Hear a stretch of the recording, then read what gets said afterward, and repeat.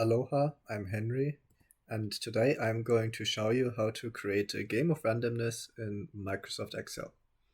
I am originally from Germany, but at the moment I am a visiting student in Hawaii at Hawaii Pacific University. This video is also my final project for the course Mobile Technology of the 21st Century. Okay, so this is how our project will look in the end. Basically, as you can see, you have a little table with me and the computer, and both of us get a random number. And at the bottom, it will show you who won in the end. And you can also see who won by the graph on the right-hand side, which will display two columns. And obviously, the one with the larger column will have won in the end. We will be able to refresh this game at any moment with the press of a button generating a new set of random numbers, so this can be repeated indefinitely. To do that, we're first going to create a basic outline just so everything looks pretty. And then we're going to do the most important thing, and that is insert a random number function into Excel, which will help us generate two sets of random numbers. And with these two sets, we're then going to incorporate them into an if function, and that will decide if I or if the computer will win in the end. To make everything more visually interesting and also to help us see better who won, we're also going to set up a graph in the end. And lastly, there has to be some changes made in Excel itself, and that is we have to configure Excel's updating behavior. Why we're going to need to do that, you're going to see in a minute. Okay, so as you can see here, I'm only highlighting a portion of the spreadsheet. I am inserting a thick outline, so this will be where we will put our game. I'm going to merge some cells at the top to put a big headline to say game of randomness. And I'm going to prepare the little table where we're going to put the random functions. I'm also going to insert the big who won question mark at the bottom and also prepare a spot where we can put our if function later. Okay, so now that we have the general outline set up, we're going to use Excel to create two sets of random numbers. For that, we're going to use the rand function. And this function basically allows us to generate random numbers between 0 and 1. And in this case, these will have a lot of decimal places as well. And since we want numbers between 0 and 100 without decimals, we are going to have to use some more methods. One of these being using a formula, that being the random number times 100. That basically changes the results from 0 to 1 to 0 to 100. And in addition to that, we're also going to use another function, this time the int function. And this allows us to remove decimal places.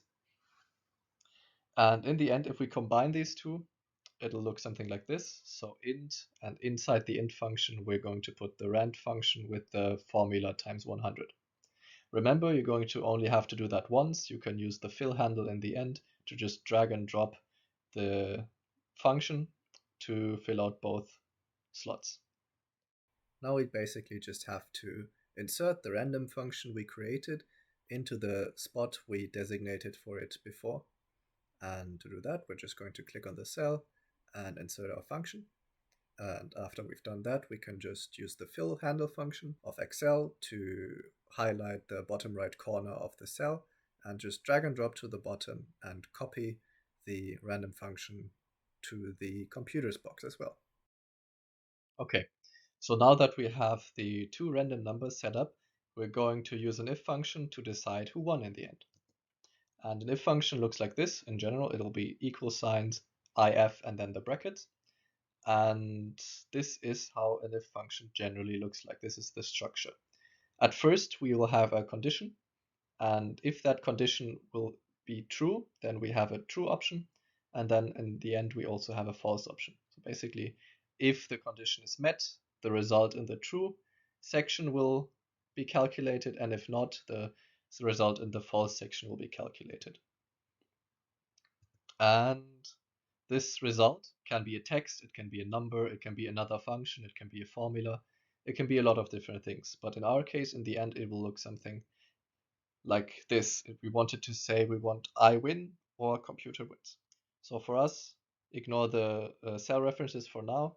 but it will say basically if this number is bigger than the other. So if my number is bigger than the computer's number, we want it to say I win.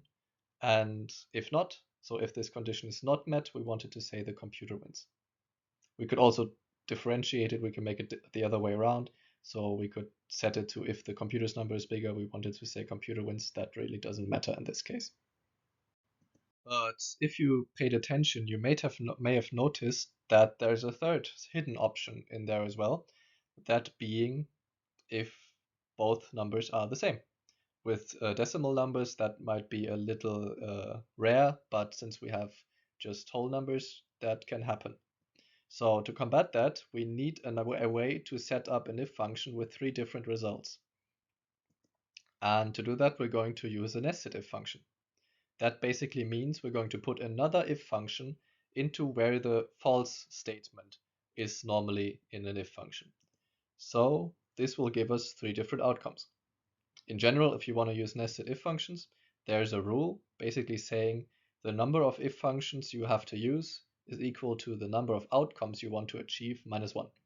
So in our case, we want 3 different outcomes, those being I win, the computer wins, or it's a tie. And that subtracted by 1 equals 2. So in total, we're going to have to use 2 different if functions. So it'll look something like this in the end. The yellow, again, is the condition we set at the start. And if that's met, it just says I win. If not, we're going to check first if the computer wins. So basically another if function, the other way around, saying if the number is bigger, if the computer's number is bigger than my number, we wanted to say in the true section in green, the computer wins. And if that is also false, so if neither my number is bigger than the computer's or the computer's number is bigger than mine, so if both of these statements are false, then it will end up in the end and it'll say it's a tie. Same as with the random function before, we're going to select the cell we prepared and insert our if function into that. We'll start with the condition, then the first true statement, then the other if function, the nested if function, then the other true statement if the computer wins, and in the end we'll end off with the false statement if it's a tie. Please note that I am using a Excel spreadsheet set out for German computers, and that's why in my case I'm using semicolons instead of commas. Now that we got the functions, the if function set up and all the random numbers, we're going to finally insert the graph in the end. And to do that, we're first going to have to highlight the table we made where both of the random numbers are displayed. We're then going to navigate to the insert menu in the top toolbar, and we're going to select insert a column or a bar chart. We can then move that bar chart to where we want, and we can give it another name as well, just to make it look more appealing. Okay, so as I said before, we're going to highlight the table we created, so the 2x2 cell field, and we're going to navigate to the top toolbar. We're going to click on insert, and we're going to insert a bar graph, and that will be really big on your screen at first. You can resize it and you can change the name later. I'm just going to put the who won question mark, and we're going to resize it a bit and put it to the right hand side of the box we created. Something you may have noticed if you're following along is that Excel updates the entire spreadsheet every time we change something, and that includes the random number function. So every time we change something in the spreadsheet, it recalculates all the different functions and formulas. Those included the random numbers as well. So every time something changes, we get a new random number. That can be quite annoying, so we have to change that. We wanted to only update the spreadsheet when we press a button. And to do that, we're going to navigate to the formulas menu in the top toolbar. We're going to select calculation options, and we're going to set that to manual. Now, even if you type something new in, if you change something in a cell, the random numbers will stay the same. So if you want to now update the spreadsheet, you're going to either have to press the F9 key on your keyboard, or you can also select the Calculate Now button, which is also in the Formulas menu. As you can see here, I'm navigating to the Formulas menu, and on the right hand side I'm clicking on the Calculation options and selecting the Manual option.